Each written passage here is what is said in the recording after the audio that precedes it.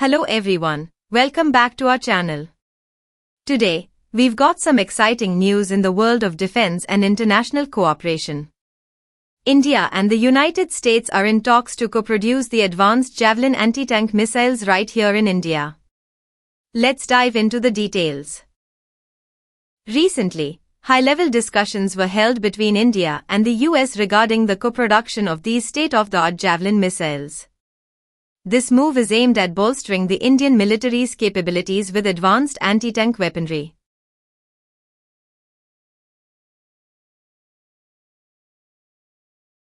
The Indian Army has a significant requirement for the latest anti-tank guided missiles.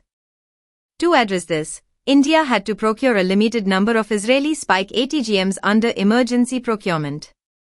However, the need for a more permanent solution has led to these recent discussions. The demand for third-generation ATGMs like the Javelin has been there for quite some time. Previous attempts to acquire these systems through global routes were not successful, making this joint production initiative even more crucial.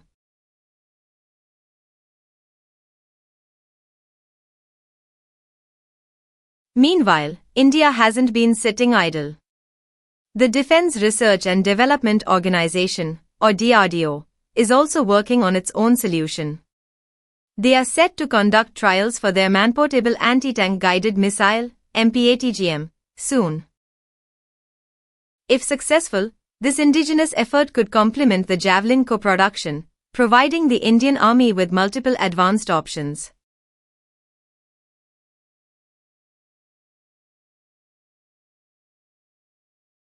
The American Javelin missiles, developed by defense giants Raytheon and Lockheed Martin, have proven their effectiveness in various conflicts around the world. Partnering with India to produce these missiles locally could be a game-changer.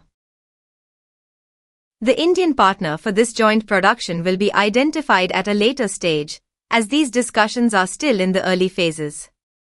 Previously, the US showcased the Javelin's capabilities to India, but the project didn't materialize.